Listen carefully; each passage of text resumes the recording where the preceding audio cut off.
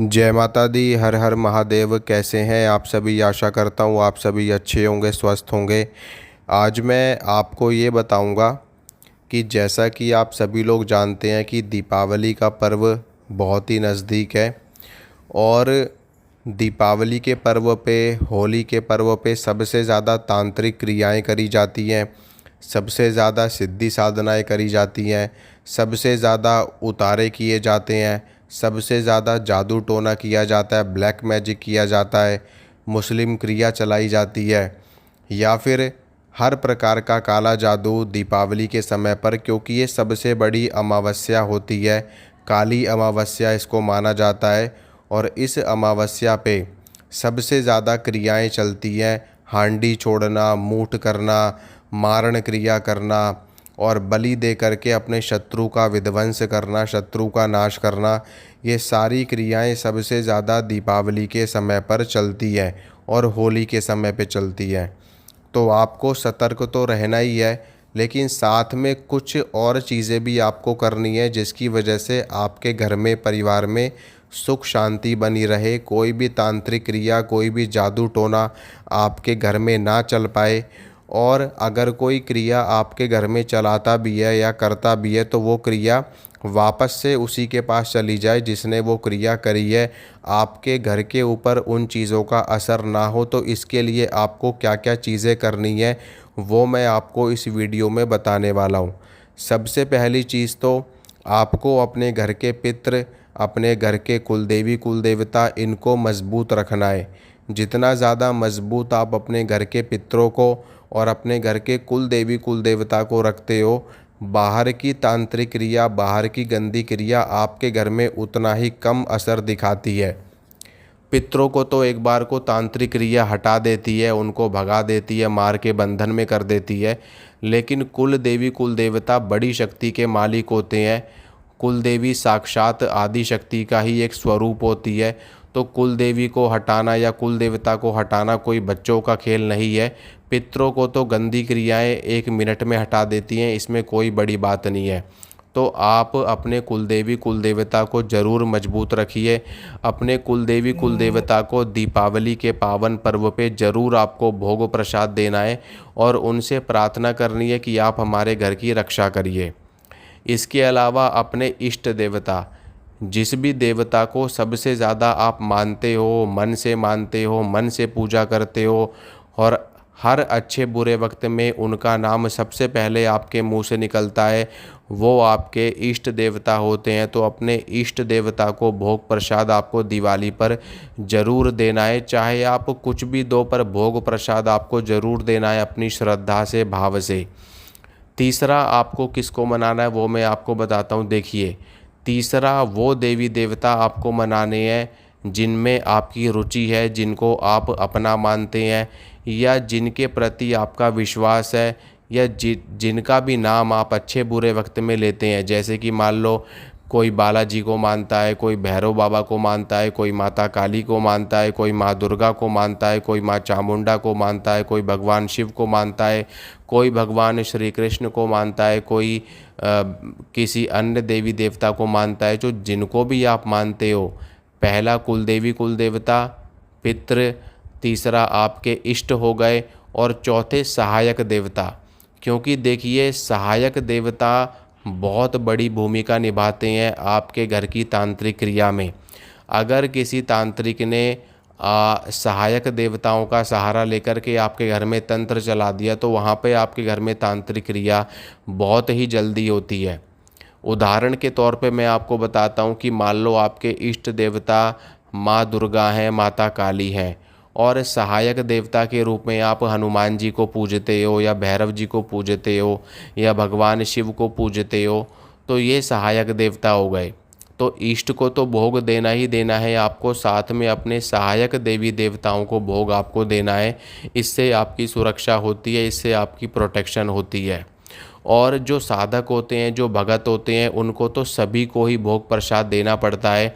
अपने पितरों को देना पड़ता है, कुलदेवी कुलदेवता को देना पड़ता है, इष्ट देवता को देना पड़ता है।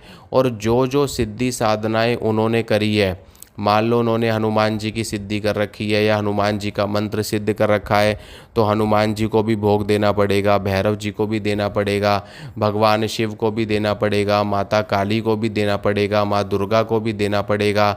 ठीक है, इसके अलावा अपने कुलदेवी कुलदेवता को देना पड़ेगा। और जो जो साधनाएं, जो जो मंत्र सिद्ध कर रखे हैं, सभी मंत्रों से हवन किया जाता है दीपावली की रात्रि काल में, जिससे मंत्र जो होते हैं वो हमेशा सिद्ध रहते हैं, हमेशा जागृत रहते हैं और आपके लिए हमेशा काम करते रहते हैं।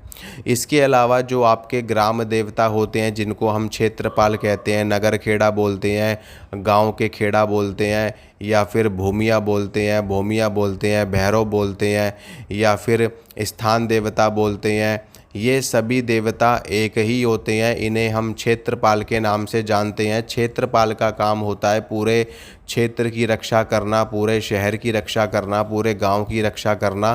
तो अपने गांव के क्षेत्रपाल को, जिन्हें दादा खेड़ा, नगर खेड़ा और नगर सेन, इन सभी नामों से पुकारा जाता है, इन सभी नामों से जाना जाता है, तो इनका भोग प्रसाद भी आपको ज़रूर देना होता है। ये आपके गांव की, आपके शहर की रक्षा करते हैं। ग्राम देवता के रूप में, क्षेत्रपाल के रूप में कोई देवता भी हो सकते हैं, कोई देवी भी हो सकती है, या फिर उस स्थान का कोई वीर महापुरुष भी हो सकता है। कोई भी हो, लेकिन आपको क्षेत्रपाल के नाम से, ग्राम देवता के नाम से, अपने डीही के नाम से भोग प्रसाद जरूर देना है। इससे वो आपके घर की, परिवार की रक्षा करते हैं और साथ में आपके घर में सुख शांति बनी रहती है। कोई भी तांत्रिक क्रिया अगर आपके गांव में प्रवेश करती है आपके घर पे आने के लिए, और आपके ऊपर क्षेत्रपाल की कृपा है, दादा खेड़ा की कृपा है, डीही की कृपा है, तो वो उस तांत्रिक क्रिया को अपने स्थान पे ही रोक लेते हैं और आपके घर तक नहीं चलने देते। इसके बाद आपको माता चौराहे वाली का भोग देना होता है, माता शीतला का भोग देना होता है, क्योंकि तंत्र के क्षेत्र में माता शीतला, माता चौराहे वाली, माता काली, माता शमशान काली, इनकी बहुत बड़ी भूमिका होती है।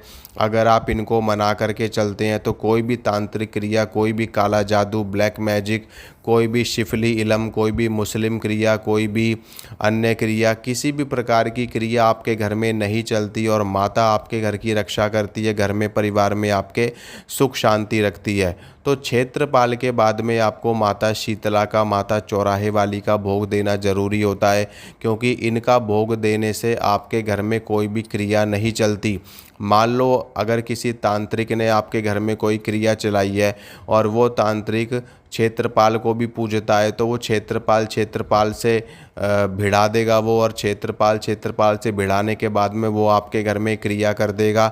और ऐसे में अगर आपकी रक्षा, अगर आप माता शीतला को मनाते हो, चौराहे वाली को मनाते हो, तो वो आपकी रक्षा कर लेगी, आपके घर में कोई भी क्रिया नहीं चलने देगी। और अगर आप माता चौराहे वाली को नहीं मनाते हो तो आपके घर में कोई भी क्रिया बहुत ही आसानी से चली जाएगी और कोई भी शक्ति आपकी रक्षा नहीं कर पाएगी। तो इसलिए इन सभी शक्तियों को भोग प्रसाद देना बहुत ही ज़्यादा ज़रूरी होता है। ये सभी देवता मिल कर के काम करते हैं, आपकी रक्षा करते हैं, और आपके घर में तांत्रिक क्रिया आनी है या नहीं आनी है, इसका डिसीज़न, इनका फैसला इनके हाथों में होता है।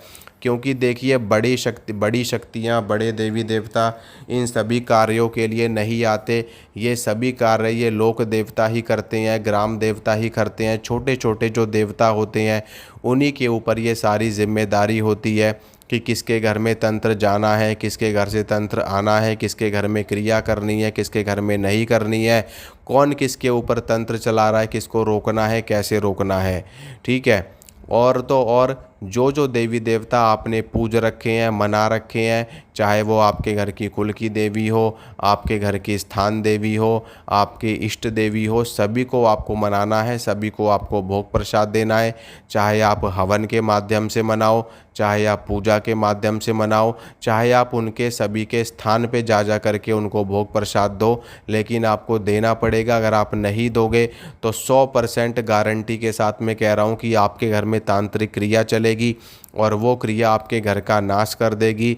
फिर बाद में आप जगह जगह भगतों के पास जाओगे अपना इलाज कराने के लिए, और वहाँ पर जाने के बाद में वहाँ से भी भगत भी आपके ऊपर शक्ति चलाएगा।